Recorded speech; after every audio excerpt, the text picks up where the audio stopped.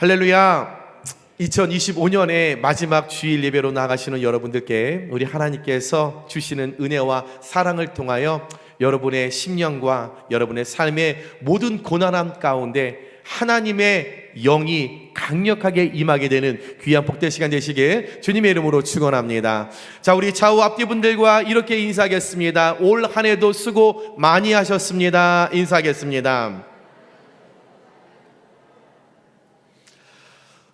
우리 다시 한번 인사하겠는데요, 이번에는 우리는 늘 다른 사람에게 인사를 하면서, 여러분, 수고는 사실 내가 제일 많이 했잖아요. 내가 믿음을 지키며 내 삶 속에서 어려운 부분을 내가 이겨내기 위하여 내가 가장 수고했거든요. 이 시간에 한번 두 손을 좀, 나를 좀 이렇게 다독거리며 내 이름을 부르면서 에라나 수고했어, 은호가 수고했어, 한번 내 이름을 부르면서 한번 나에게 수고했다고 좀 인사했으면 좋겠습니다. 시작. 요한이 말고 여러분들을 좀 축복했으면 좋겠습니다. 여러분의 이름을 정말 이렇게 부르면서, 아무개 너 참 올 한 해 수고했구나, 여기까지 달려오느라 수고했구나. 다시 한번 여러분들의 이름을 부르면서 함께 우리 축복하겠습니다. 요한아 참 수고했어. 여러분들 수고 많이 하신 줄 압니다. 우리 하나님께서 여러분의 그 수고와 여러분들의 애씀을 다 기억하여 주시고, 먼 훗날 하나님께서 예비하시고 준비하신 큰 상급으로 여러분에게 임하여 주시길 주님의 이름으로 축원합니다. 여러분, 거목일수록 바람 잘 날 없다라는 말이 있습니다. 이 말은 높은 자리에 오르면 오를수록 남들로부터, 어떤 상대로부터 시기와 음해와 질투와 모함을 그보다도 많이 받을 수 있다라는 것을 의미하는 것으로서, 사람의 마음이란 참 묘한 구석이 있어서 남이 잘 되는 꼴을 못 보는 경향이 있습니다. 우리가 모두가 다 선한 마음을 갖고 있지만, 우리는 모두가 다 잘 됐으면 하는 축복하는 마음이 있지만, 참 놀랍게도 우리 모든 사람은 내 어디 구석 안에 이상하게 남이 잘 되면 왠지 모르게 뭔가 배에 꼬이고 배가 아픈 그런 묘한 감정이 우리 안에 있다라는 거죠. 그래서 누군가는 중상모략, 근거 없는 말이나 거짓된 사실을 꾸며서 남을 헐뜯고 그를 무너뜨리고 그들을 무너지게 하고 명예를 훼손하는 그런 일들로 상대를 힘들게 하는 일들이 많이 만들어가고 있습니다. 이 중상모략 한자로 풀어보니까 가운데쯤 겨냥하는 거예요. 가장 깊은 곳, 가장 정중앙을 향하여 특정하게 그것을 향하여 있고, 다칠상 다치게 하는 거죠. 무너지게 하는 거예요. 아프게 하는 거예요. 그에게 해를 끼치는 거죠. 꾀알, 계획하고 의논하고 어떤 계획과 어떤 대책을 세워서 그를 무너뜨리기 위한 깨알 모의, 간략할 약, 책략, 계략. 쉽게 말해서 사실을 왜곡하거나 없는 말을 지어내서 타인을 여러분 음해하는 행위로, 이 말은 주로 우리의 삶에 부정적인 일들을 만들어낼 때 사용되면서 대부분 어떤 정치인들이 많이 사용하고, 또한 우리 직장 내에서 어떤 진급, 어떤 다른 사람이 나보다 잘 되어가는 그 모든 상황이 펼쳐지며, 그때 또는 우리 사람과 사람이 살아가는 인간관계에서 나보다 부유하거나 나보다 인정받거나 나보다 뛰어난 사람이 내 곁에 있을 때 그것을 참지 못하고 그것을 견디지 못하고, 여러분, 사회적인 다양한 영역에서 나타나는 문제가 이 중상모략의 모습이라는 거죠. 특히 타인의 신뢰를 떨어뜨려야만 하는 그런 경쟁에서 내가 유리한 위치에 올라가기 위하여 의도적으로 이 중상모략을 사용하는 자들이 의외로 많다라는 거예요. 흔히 선거 때가 되면 정치인들이 상대 경쟁자를 떨어뜨리기 위하여 이 중상모략을 하는, 서슴없이 하는 이 모습을 발견하게 됩니다. 너무나 기가 막히고 정말 저러면서까지 정치를 하고 싶을까 할 정도로 늘 서슴없이 죄의식 없이 사람을 무너뜨리고 중상모략하는 모습을 우리는 발견할 수 있다는 거죠. 여러분, 사람이 한평생을 살아가면서 원하든 원하지 않던 간에 많은 사람들이 선의의 경쟁을 하며 살아갈 수밖에 없는 것이 우리가 살아가는, 여러분, 이 사회의 구조인 건 당연한 사실입니다. 어렸을 때부터 우리는 냉혹한 현실 속에서 많은 사람들과 경쟁을 하다 보면 그 상대방의 힘을 분명히 약화시키고 그가 올라가려고 하는 자리를 내가 끌어내리고 짓밟고 올라가 승리를 하지 않으면 안 되는 그런 경쟁 구조에서 살아가고 있기 때문에 때로는 나도 그리스도인이지만 자신도 모르게 내가 중상모략에 내가 위치에 서 있을 때가 분명 있다라는 거죠. 그런데 여러분, 중요한 것은 무엇이냐면 이 중상모략, 이런 이간을 당하여 음해를 당하여서 그 원인도 모른 채 억울한 경우를 당해서 목숨을 끊는 자들이 점점 많아지고 있다라는 거죠. 그것이 가장 큰 문제요, 위험한 일이요, 그리스도인으로서 우리가 왜 중상모략에 대해서 한 번쯤은 생각해 봐야 하는 이유가, 그 상대가 이 일로 인하여 자신의 목숨을 충분히 끊을 수 있는 일이 분명히 일어나고 지금도 그 일이 일어나고 있기 때문이라는 거죠. 여러분, 생각해 보세요.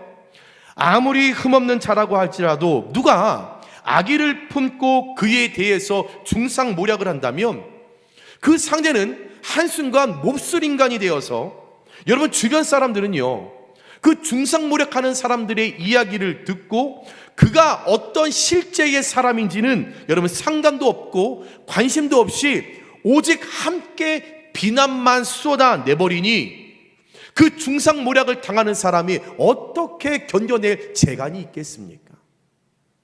사건 전후를 정확하게 살피고 옳고 그름을 판단하기보다는 오로지 중상모략을 하는 그 사람과 내가 관계가 있으면 그 중상모략을 당하는 상대에 대해서 내가 파악하지도 않고 그런 어떤 혈육, 어떤 나와의 그 관계, 그거 하나만을 생각하면서 그냥 그 중상모략을 함께 하고 있는, 거기에 혈안되어 있고 거기에 중심을 가지고 있고 그것을 즐거워하고 기뻐하는 자들을 어떻게 이겨낼 재간이 있겠냐 말입니다.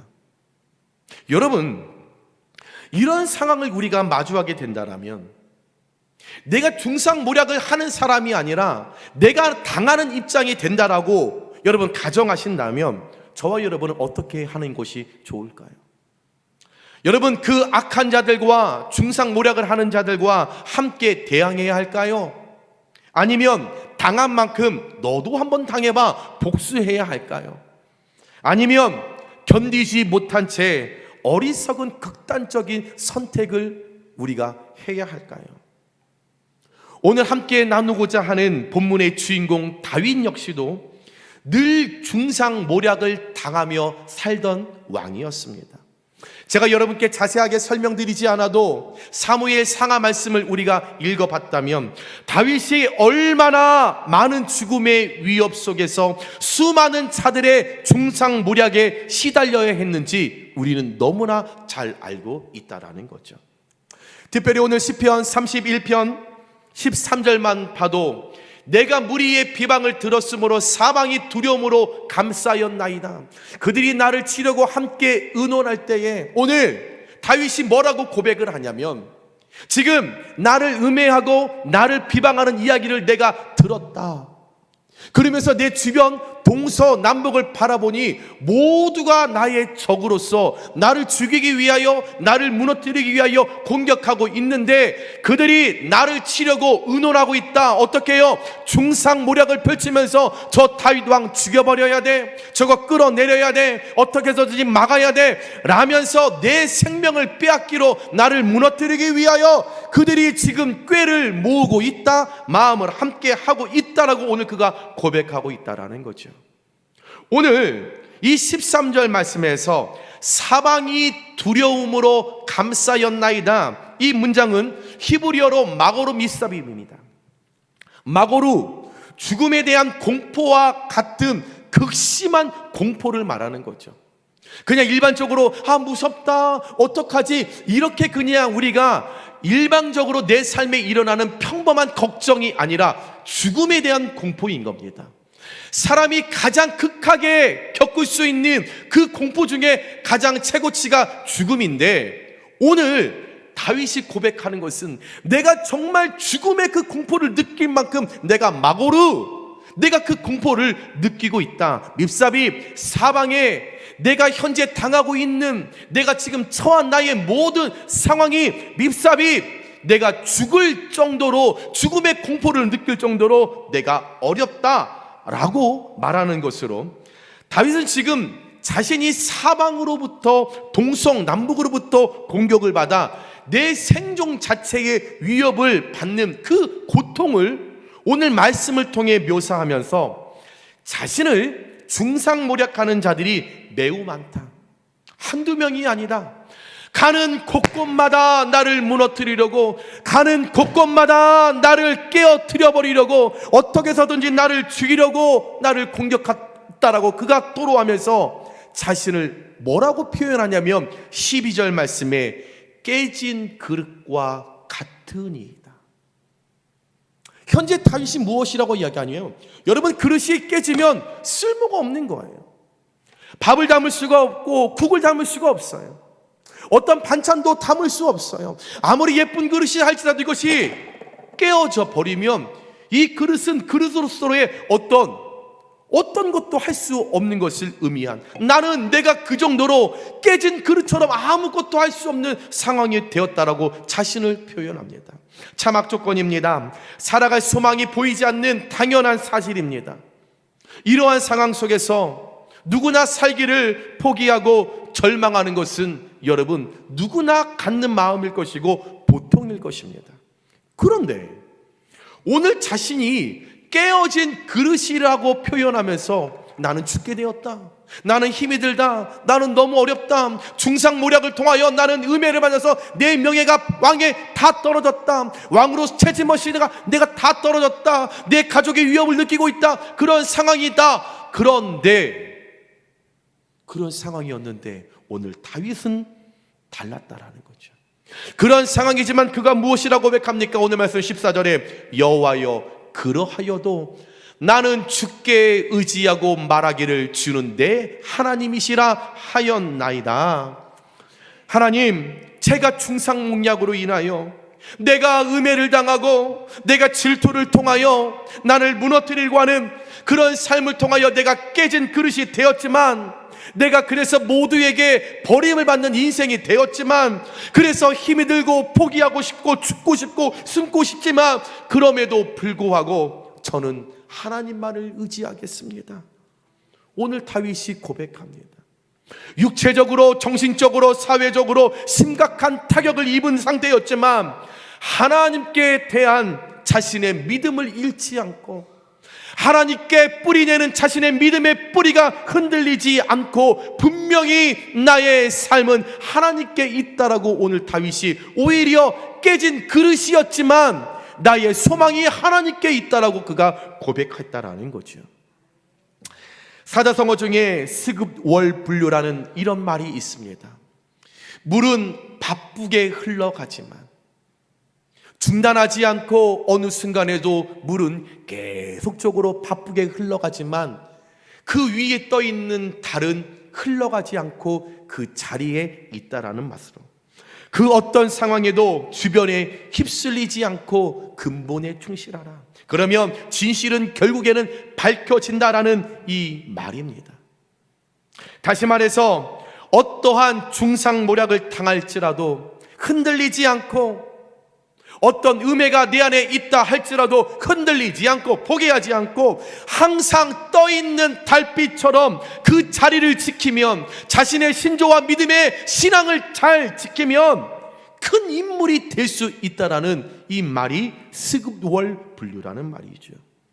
다윗 절망할 수밖에 없는 상황이었지만 주는 내 하나님이시라 라고 하는 자신의 근본을 지켰기 때문에, 자신의 신앙의 뿌리를 지켰기 때문에 깨진 그릇이 되는 그 상황에도, 수많은 대적들로부터 공격을 받아도, 음해를 당해도, 많은 사람들의 손가락질이 있다 할지라도 오늘 그 다윗은 흔들리지 않을 수 있다라는 것입니다.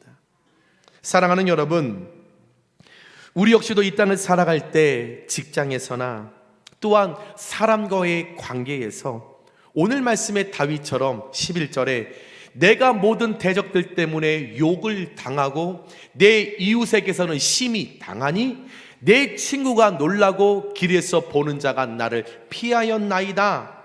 이 말씀처럼 생각지도 않았던, 예상하지도 않았던 중상모략으로 인하여 사람들의 어떤 오해로 시작된 어떤 그들의 질투와 공격으로 인하여, 그 중상모략으로 인하여 우리도 어려움을 당할 때가 분명 있다라는 거죠. 대적, 원수만이 아니라 친한 이웃과 친구들까지, 때로는 혈육을 나눈 가족들로부터 이런 중상모략, 공격, 음해를 당할 때가 있습니다. 그것도 모자라 오늘 말씀해 보니까 길에서 만나는, 한 번도 만나보지 못했던 그 사람들조차 행여 내가 당한 불행이 그들에게 전달될까봐, 옮겨질까봐 내 주변에 온 사람들이 예전에 함께 밥 먹고 커피 마시고 브런치 했던 나의 모든 즐거웠던 사람들이 어떤 중상모략을 인하여 나를 다 떠나버리고, 오히려 나에게 모든 것을 다 뒤집어 씌워버리고 나를 더욱더 나쁜 사람이라고 나를 판단하면서 나를 따돌리고 책임을 전가하고 모른 척할 때가 있다라는 거죠. 그러면 우리는 연약한 존재이기 때문에 한없이 작아지고 약해질 수밖에 없습니다. 그런데 다윗은 그 상황에서 우리의 연약함과는 달리 어떻게 오늘 하나님을 향하여 내가 주님만을 의지한다라고 하는 이런 고백을 할 수 있었을까? 어떻게 자신의 근본이 하나님이시라는 그 신앙을 흔들림 없이 지킬 수 있었을까요? 그 결론은 딱 하나, 오늘 말씀 15절에 정답이 나와 있습니다. 15절에 나의 앞날이 주의 손에 있사오니 My time in your hand, 나의 삶이 하나님의 손 안에 있다라고 하는 이 말씀, 나의 앞날 이토타이입니다. 내 모든 삶의 전적인 시간, 내가 나고부터 죽을 때까지의 나의 모든 때, 또한 일어나야 할 미래의 나의 운명, 나의 이토타이가 어디에 있습니까? 베아드카, 주의 능력 안에, 주님의 보호와 주님의 통제 안에, 주님께서 만들어 온 그 기간 베아드카에 나의 삶의 모든 것이, 즉 내 모든 시간이 원수와 마귀의 손에 있는 것이 아니라, 여러분, 베아드카 하나님 안에 있기 때문에 하나님의 손 안에 들어있다라고 하는 이 확신이 오늘 다윗에게 있었다라는 거죠.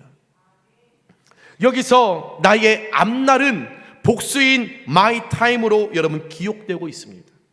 내 시간이라는 말씀으로 다윗은 목동 시절이었던 유년기의 시절이든, 그가 사울에게 쫓겼던 청년기 시기이든, 왕으로 기름을 부음받았던 장년기의 시기이든, 아들 압살롬으로부터 쫓김을 받았던 그의 노년기든 2025년이든 앞으로 다가올 나의 2026년이든 먼 미래에 내가 죽는 그 시간까지의 나의 모든 삶, 나의 모든 시간, 나의 모든 과거와 현재와 미래가 다 하나님의 손 안에 들어있다라고 하는 믿어 의심치 않는 확신이 오늘 다윗에게 있었다라는 것입니다.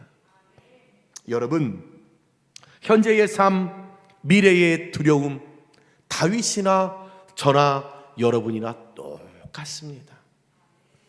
다윗은 왕이었기 때문에 뛰어난 믿음이 있었던 것 아니었습니다. 우리나 다 똑같은 삶, 다윗도 마찬가지였죠. 인간의 삶에 어떤 일이, 내 미래에 어떤 일이 펼쳐질지 아무도 예측하지 못하고 알 수 없습니다. 그래서 모두가 염려하는 마음으로 이 땅을 살아가지만 분명한 건 로마서 8장 38절에서 39절에 내가 확신하노니 사망이나 생명이나 천사들이나 권세자들이나 현재 일이나 장래 일이나 능력이나 높음이나 깊음이나 다른 어떤 피조물이라도 우리를 우리 주 그리스도 예수 안에 있는 하나님의 사랑에서 끊을 수 없으리라.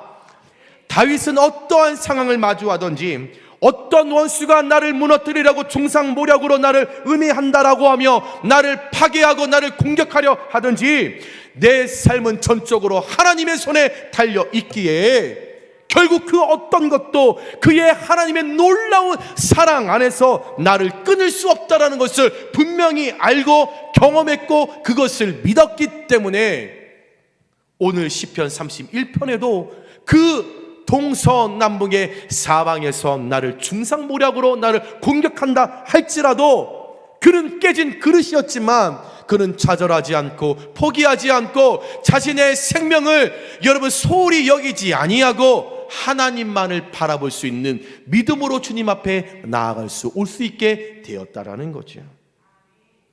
그래서 하나님은 반드시 내게 좋은 거 주실 거야. 하나님 분명히 진실을 드러나게 하실 거야. 하나님 내가 당하는 이 어려움과 중상모략 이 모든 시험을 통하여 하나님의 영광을 드러내는데 분명히 나를 사용하실 거야. 그런 믿음을 가지고 하나님을 절대적으로 신뢰하여 절망하지 않았기 때문에 오늘 말씀 14절에 여호와여 그러하여도 나는 주께 의지하고 말하기를 주는데 하나님이시라 하였나이다 라고 다윗이 고백할 수 있었던 것입니다. 여러분, 다윗의 고백처럼 저와 여러분의 앞날도 주의 손에 있는 줄 믿습니다. 나의 앞날은 내가 계획한 대로 되지 않습니다. 그 길은 오직 여호와 하나님의 손에 달려있는 줄 믿습니다. 믿으시면 아멘 하시기 바랍니다. 요한계시록 4장 8절 말씀에 그래서 그들이 밤낮 쉬지 않고 이르기를 거룩하다 거룩하다 거룩하다 주 하나님 곧 전능하신 이여 전에도 계셨고 과거에도 계셨습니다. 이제도 계시고 현재도 계십니다. 장차 미래에도 오실 이시라 하고 우리 주님은 저와 여러분에게 전에도 계셨고 오늘도 계시고 미래에도 함께 하시는 하나님이신 줄 믿습니다. 즉 영원하신 하나님으로서 나의 전체의 삶, 즉 과거와 현재와 미래까지도 전부 이끄시는 여기까지 인도하신 에베레의 하나님으로 우리와 함께 하시는 임마누엘의 하나님으로 나의 미래의 모든 영역도 책임지시고 준비하시는 여호와 이레의 하나님으로 우리와 함께 하시는 줄 믿습니다.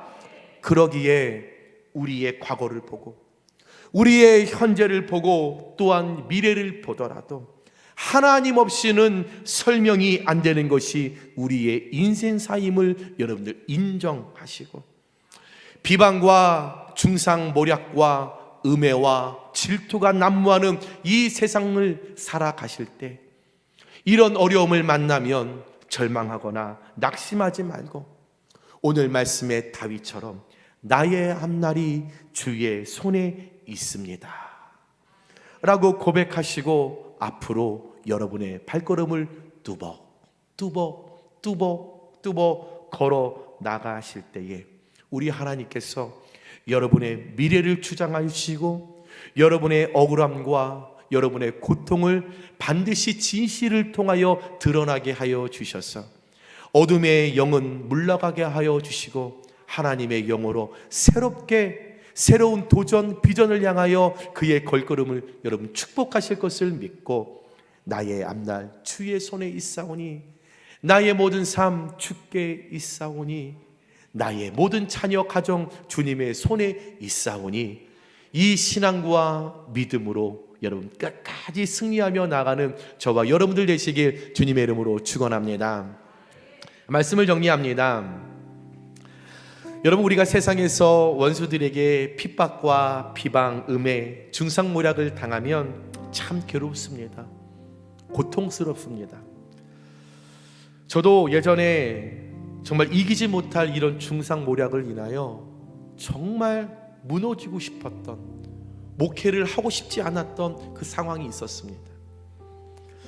그런데 참 놀라운 것은요, 그런 상황이 되면 주변 사람들은 제대로 알지도 못하면서 자기 생각대로 말을 합니다. 심지어 있지 않는 일들을 만들어서 거짓 소문을 퍼뜨리기도 합니다. 여러분, 어떻게 해야 할까요? 포기해야 합니까? 절망해야 합니까? 스스로 나의 생명을 끊어야 합니까? 도망가셔야 합니까? 피하셔야 합니까? 아니면 견딜 수 없는 그 고통이지만, 깨진 나의 그릇이지만 하나님 안에서 뜻을 찾고 그냥 그 자리를 묵묵히 지키시겠습니까? 마태복음 5장 11절과 12절의 말씀에 이런 말씀이 있더라고요. 나로 말미암아 너희를 욕하고 박해하고 거짓으로 너희를 거슬려 모든 악한 말을 할 때에는 너희에게 복이 있다라고 말씀하세요. 너희에게 복이 있느니 기뻐하라. 네가 현재 깨진 그릇이지만, 중상모략을 당하지만, 음해를 당하는 삶으로 네가 피곤하고 너무 힘이 들지만, 아무개야, 그 마지막에는 복이 있거든. 그러니 기뻐하고 즐거워하라. 힘들어하고 잠 못 자고 주저앉고 포기하지 말고 오히려 즐거워하라, 기뻐하라. 분명 하늘에 너희의 상이 큼이라. 너희 전에 이 땅에 존재하였던 모든 선지자들도 이같이 박해하였느니라. 여러분, 깨진 그릇이 되었다라면, 그런 중상모략을 통하여 어려움을 당하고 있다면 피하지 말고 그 자리를 지키시기 바랍니다. 그리고 어렵더라도 기뻐하고 즐거워할 수 있는 믿음을 여호와 하나님께 구하시기 바랍니다. 진실은 드러나기 때문에 어떤 순간에도 내가 포기하거나 좌절하지 않으면 역대하 32장의 말씀, 우리 오늘 큰 목소리로 함께 고백하겠습니다. 우리와 함께 하시는 이는 우리의 하나님 여호와시라. 반드시 우리를 도우시고 우리를 대신하여 싸우시리라. 아멘. 그럼에도 불구하고 주를 의지하고 지금 왜 내가 이런 상황을 겪어야 하는지 그 이유는 모르지만 분명 그 답은 주님의 손 안에 있음을 기억하시며, 여러분, 주님의 손을 바라볼 수 있는 영안이 여러분에게 열림을 통하여 하나님 손 안에 잡혀있는 나의 삶, 나의 시간, 나의 미래, 분명히 가장 좋은 것으로 우리에게 허락하실 것을 믿고, 여러분, 내 삶에 악인들의 모든 깨와 구설수에서, 그 다툼에서 건져주시고 은혜 위에 은혜로 임하실 하나님께서 저와 여러분을 붙들고 있음을 기억하시며, 오늘 마지막 2025년 주일 예배를 드리고 또 다가오는 2026년 새해를 맞이하는 우리 사랑하는 모든 성도님들께 하나님의 풀림의 축복으로 깨진 그릇에서 다시금 새로운 아버지의 새 부대로 채워주실 그 하나님의 사랑과 은혜가 저와 여러분에게 하나님 임하게 되기를 주님의 이름으로 축원합니다.